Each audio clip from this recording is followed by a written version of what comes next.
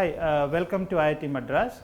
So, this is a video on galvanic anode performance test which we developed here to assess the quality of galvanic anodes which can be used for protecting reinforced concrete structures from corrosion. So, let me give an introduction on this, why there was a need for this type of test. We are facing nowadays a lot of challenges in ensuring that the repair works which are done on reinforced concrete systems are durable. Most of the time we see that in 5 to 6 years of time we end up in going back again to the same site and then keep doing the repair or repeated repair works. So, one technology which is available today to ensure that the repairs are durable is galvanic protection or cathodic protection of concrete structures. So, this cathodic protection technique it involves providing a zinc metal or a more active metal and connect that metal to the steel reinforcement. However, even though this technology is widely used, still we see a lot of sites where the poor quality anodes are being used, which again might lead to a perception that this technology is not good. So, there was a need for developing a test method which can help us in assessing the quality of the anodes in short term, because these anodes are designed or the service life, if the anodes are working very good, the service life of structures can be enhanced by 20-25 years. However, we cannot wait for that long time. So, there was a need for developing a short term test method. In other words, in couple of months period of time, we should be able to tell whether the anodes are going to be good or not. So, a short term test method to assess the long term performance was a need. So, considering that, we developed a method which we are going to call as galvanic anode performance test, or in short GAP test. So, this test Deepak and Karthikeyan are working on this. They are PhD students here in IIT Madras, and so they will explain more details on how the test is to be done, and also maybe more on why there is a need for such test more detailed. Hi, my name is Deepak Kamble. I am a PhD student at Department of Civil Engineering, IIT Madras. Today, I will be demonstrating you how the galvanic anode performance test can be used to evaluate the performance of galvanic anodes available in the commercially available galvanic anodes. So, on screen you see two images. One is from the reinforced concrete structure, this one is from the reinforced concrete structure where a rebar is connected to a galvanic anode here. On the right side you see a galvanic anode performance test setup which can accelerate the process and tell you how one anode is performing compared to the other anodes and what will be the service life of the anode. We will see in this presentation how to calculate that. Let us see how the galvanic anode works. To repair a concrete, we do the patchwork here with a freshly placed concrete. In this place there is no chloride in this region, and there is more chloride in the remaining portion of the concrete. So, due to this we will have difference in the electrochemical potential. The freshly placed concrete can have the electrochemical potential. The rebar in the freshly placed concrete can have the electrochemical potential of minus 200 millivolt, which is relatively positive than the electrochemical potential of the rebar in the parent concrete, which is about, let us take an example as minus 350 millivolt. Due to these potential differences, a electrochemical cell can form at the interface and corrosion may initiate at the interface here. To avoid this, what we can do is we can connect a sacrificial anode, which you see here. When you connect the sacrificial anode, the potential of the sacrificial anode is very negative as compared to any of the potentials I discussed before. So, the potential of minus 1100 millivolts and these potentials will form a mixed electrochemical cell, because of which the sacrificial anode will corrode and the rebar will be protected. Now, let us see what is there inside the galvanic anode. So, there is a zinc metal piece in the center which is here, and cementitious system, cementitious matrix surrounding to that, which is also called the activation mortar, which keeps the zinc metal corroding, which keeps the zinc metal active for corrosion, and you have a tie wires here which will be finally connected to the rebar. So, this is how a sacrificial anode looks like, and the performance of the sacrificial anode will also depend on these materials. So, material of the anode, that is the zinc metal. What is the material of the zinc metal? Surrounding material, that is the activation mortar and the connection wire. The material of this and the connection, how do you connect it to the rebar? The whole performance of galvanic anode system will depend on these properties. Commercially, there are various sacrificial anodes available. Here you see a lot of examples I have given here. They are available in various shapes and size. When we want to use these anodes, we need to know which anode performs better. For that, and also we want to know how long these anodes will be able to protect our reinforced concrete structures. To choose these anodes, how do we go for it? We cannot go for trial and error method, because the life of these sacrificial anodes which we are looking at is about 20 years and 25 years. So, we need to know the performance of these anodes in very short time. So, we have developed a short term test method, we call it as galvanic anode performance test. That is what I will discuss after this. So, here you see on the left side we are replicating the same thing from field to the lab. You have an anode here which is anode over here, then this rebar is replicated with the nichrome mesh here. This nichrome mesh is placed at the bottom, which is behaving as the rebar in the structures, and surrounding to that we place this cementitious system which is replicating the concrete in the reinforced concrete structure. So, how do we prepare this test for a test specimen for gap test? Is we take a galvanic anode, whichever you want to test, what is the performance of that, or what is the life, if you want to evaluate the life of that anode. Take the galvanic anode, remove the activation mortar, this is the metal piece inside this activation mortar, and measure the area of the galvanic anode. Let us say the area is A. Take a nichrome mesh. Nichrome mesh is a corrosion resistance material. You can take any corrosion resistant material. We have taken the nichrome mesh, and measure the surface area of nichrome mesh 5 times the area of the anode metal piece. So, area of the nichrome mesh should be 5 times the area of the metal piece. Then take the freshly undisturbed galvanic anode and connect the copper wire or any wire, tin coated wire or any wire you can take, connect the copper wire to that and prepare a workable mix, cementitious mix using sand, cement and water, and then place it in any of the mold whichever is to the size of the anode. What is our aim here is to keep the cover to 5 mm surrounding to the whole system, surrounding to the whole system. So, this only this connection wire will come out. So, ultimately this gap test specimen will look like this. You will have metal piece inside, activation mortar surrounding to that, metal piece, activation mortar surrounding to that, cementitious system and one wire coming out. This is how the gap test specimen will look like. So, yeah, this is how one of the example of the gap test specimen is here. This is a detailed procedure for preparing a gap test specimen. You can read this and prepare your own gap test specimen. So, after preparing, after casting, we cure it for 7 days. What you see here is the gap test setup. In this, at the base we place a non-metallic stand to raise the level of the gap specimen.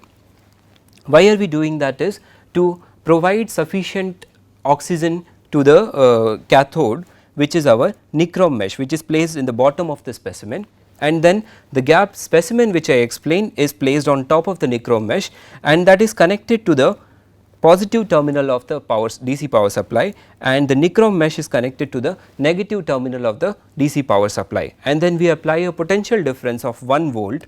We can apply a potential difference less than 5 volts, but we are restricting it to 1 volt, which can be very close to the real scenario, and based on this we will be able to capture very close response of a galvanic anode in real scenario. To evaluate the performance of galvanic anode, we measure the output current from the gap test specimen. We connect a multimeter in series between the anode and the cathode and measure how much current is coming out of the gap test specimen. This measurements has to be done every alternate days to capture when exactly is the gap test specimen failing to provide the sufficient output current. Here is an example of the measurements taken from 2 commercially available galvanic anodes, and what we see here is one of the anode was able to supply a current of about 20 microamperes, and the other anode was able to supply a current of about 150 microamperes. Based on this, what we can see is anode A is performing better than anode B, because the output current from the anode B is less than anode A. This measurements has been taken continuously for a period of 300 days. What we see is anode B failed after about 100 days, and the output current from the anode was about 0, whereas the anode A is about to is able to perform for very long term. So, this shows the anode A performs better than anode B. Based on this, how can we calculate the service life also? Now, here the total charge passed during the gap test should be equal to the total charge passed during the service life of the concrete structure. So, what you see here is this the area below the curve during the testing should be equal to the area below the curve when it is actually done on RC element. So, how can we calculate that? Let us say you know the how much current is required for protecting a reinforced concrete structure. So, we do this test and we know what is the current coming from the gap test. This is the current, sorry. So, this is the current which is coming from the gap test, that is I gap. Time of the gap test, you know at what time the anode is failing, it is about 90 days. So, this also we know. We know how much is current required to protect a reinforced concrete structure, but we do not know how long it is going to work. So, using this equation we can calculate how much time the galvanic anode is going to actually protect the reinforced concrete structure. This looks very easy here, but you will have to integrate each part here. The integration of each section will give you the accurate or near to the accurate service life of the galvanic anode. Using gap test, we can evaluate the performance of commercially available galvanic anodes, and also we can evaluate or estimate the service life of galvanic anodes which are available in the market, and then choose which anode has to be used in the reinforced concrete structure for repair, and we can estimate what is the expected life of the repair we are looking for. Based on that, we can choose the anode which fits better for the life we are looking for and the performance which we are looking for. Now, Karthikeyan will demonstrate how the measurement should be done from gap test specimen. Thank you. Hello all, I am Karthikeyan. I am a PhD student from the Department of Civil Engineering, IIT Madras. Now, I am going to demonstrate you how to take measurements from the gap specimens. Here we can see specimens made from different commercially available anodes are being tested. So, here we can see that the red wire is coming from the anode, which is going to the DC power supply, and it is connected back to the cathode, which is the nichrome mesh, through the black cable.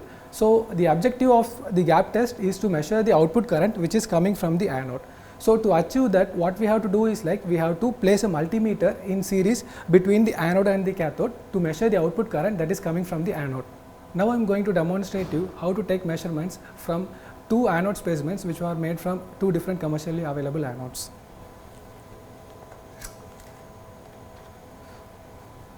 So now we can see that we are placing a multimeter in series between the anode and the cathode, and the current output which is coming from the anode is around 41 microamps. Similarly, I am closing the circuit.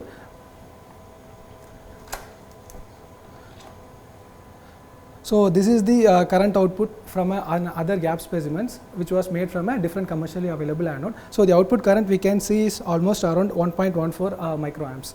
We have to carry out these current measurements on every alternate days till the output current from the anode drops to 0. That point marks the end of the service life of the anode. Now, there is some case studies. I am going to show how the other parts of the world they have experience on the performance of anodes and effectiveness of cathodic protection. You can see if you do not provide any protection and the case with galvanic anode protection, there is significant reduction in the total corrosion. This is an experiment done in Kansas, and where you can see the 80% reduction in the amount of corrosion. Okay. So you can see when you provide a rebar coating, there is not, this is not 80%. So what I am saying is from here to here it is 80% reduction, okay, negative, and even if you provide a sealer, it is not that effective. So among the systems like rebar coating or a sealer and galvanic anode, it was very clear that the anode systems perform very well, and it it helps in reducing the corrosion significantly, much better than or much more than the efficiency of a rebar coating or a sealer. So this is, I think, the way to go for when you talk about repair of concrete structures, especially when you want it for lasting for 20-25 years without any additional intervention. Now this is a global scenario where we can see this statistics on number of CP systems. This is why I am showing this is globally people have tried and they have proven that this works really well for concrete structures, and it is high time that we also increase the number of such applications in our concrete structures which are experiencing severe corrosion, and also other important structures which we do not want to corrode. So that is cathodic prevention. So let us do these things before. So if you know that the structure is really not going to meet the design life, or if it is about to corrode, then it is better to install these systems before they start corroding. That way the work itself is easier, and also you save a lot of money, because once it starts corroding, things are going to be very, very difficult, as the age old statement, prevention is better than cure. So cathodic prevention is better than to cathodic protection. To go for cathodic prevention is better than wait until the steel corrodes and then go for cathodic protection, which is more expensive. This in US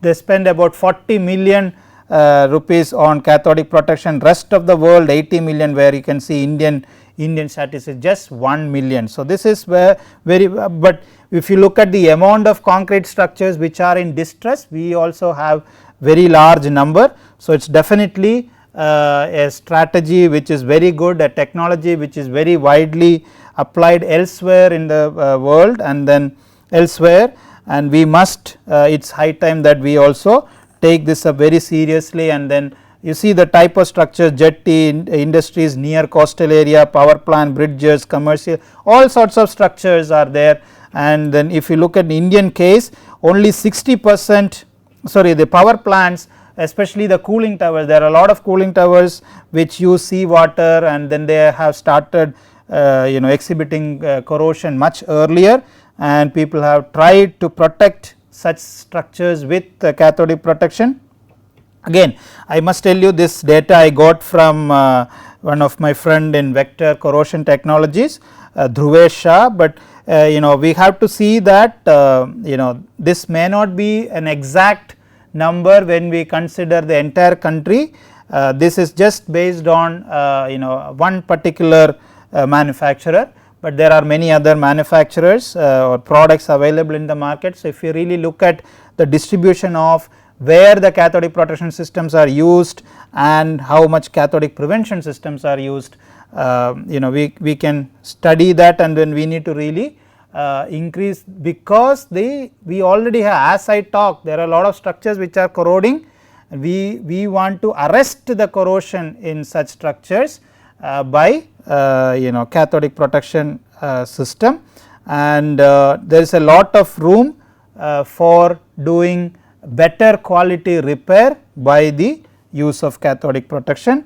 And what are the problems, or why we are seeing there is why we are seeing difficulties in penetrating into the market? I mean, I have been working in this area for last couple of years, and then these are some of the tips which I got why industry is not picking up this technology much in India. One is the lack of knowledge about this technology among the concrete engineers or repair personnel, and also there is a myth that the initial cost is high, or so I will show you some data on that also. And there are not many experts available in this area, and think that the complexity is there, and then there is a burden of maintenance, but these are not always correct. If you do a good job, you do not have, and it is a very good technology, and if anybody interested, we can talk about it. And then engineering problems, design without considering the long term performance. Most of the repair work, they say okay, we repair, and then there is a hidden expectation that they will come back in 5 years and again do the repair. I have seen many cases like that. So, on an average, if you do a patch repair without this cathodic protection system, you can expect that corrosion will continue to happen because of the halo effect, and then in about 5 to 6 years you will end up in redoing the repair. So, this is a general, or most engineers, experienced engineers know this, 5 to 6 years you go back to the same site and then do the repair. So, that is something which we want to avoid, so that we get long life for the repair, or we achieve the target of durable repair. Okay, so lack of field experience, because you have to really have to use and then acidification or ASR reaction due to high anode current density, that is if the design is over designed, and then high resistivity of repair materials, that is also a challenge sometimes, but in such cases you do not expect much of corrosion. So, that is a different story. Now, life cycle cost, this is a comparison where we are showing cathodic prevention is really very good when you talk about very long life. So, if you are talking about cathodic protection, that is, let us say in this case at the year 20 you see corrosion damage, and then if you just do a patch repair, you go with CR, this red line, and then cost keep on increasing, okay, and then you do that every 5-6 years, the cost keep on increasing. But if you go for cathodic protection, which is the blue curve here, you can see this step curve going, some replacement after some time, and still you are able to achieve 80 years of life without much cost implications, as it is shown in this red curve. Again, let me tell that this is a conceptual graph just to show you how cathodic prevention is better than cathodic protection, and how cathodic protection is better than a conventional repair without galvanic protection, galvanic anodes. This is some statistics again collected from the field. You can see here works on a canteen in Mumbai, which is again HPCL, very close to the seashore, a jetty structure, another jetty, another jetty, another jetty. All these are coastal structures where they had to go for this kind of repair because the other repairs were not working, and they found that the savings is in the range of 70%, which is very high as compared to conventional patch repair. And once you do this, there is no more no more interventions required for 20-25 years. So, to summarize, we talked about alkaline slurry coating, adequate precautions to be taken to prevent disbondment, and for the coating to work very well. And then again, the coating to work very well, the application should be very nicely done, it should be done on a clean surface, clean rebar surface. Then we talked about galvanic anode cathodic protection or sacrificial anode cathodic protection, SACP, and then we also looked at how to ensure that the anodes which you select are of good quality. We introduced a GAP test, a galvanic anode performance test, and then also looked at various features that an anode should have, like the connectivity between the rebar and the tie wire, and the connectivity between the rebar and the rebar, like within the wherever the repair region. And then we also talked about how porous the encapsulating motor or the activating motor should be. It should provide high pH for the zinc to corrode 13 plus for the entire design life. So, if the system is, if the particular anode is not able to provide that, that anode will not work for long term. So, all these must be considered while thinking about implementing cathodic protection systems or cathodic prevention, which is better than cathodic protection. So, life cycle cost is going to be much lower if you go for cathodic prevention, and life cycle cost is going to be much lower even if you go for cathodic protection also, when you compare that to a conventional repair without any anode system. So, that we can once repair, we can forget for at least 20-25 years, and that is a very good relief for the field engineers or the decision makers. So, that money can be used for other construction activities or for other use. Thank you. These are the references which we use for making this lecture. Thank you.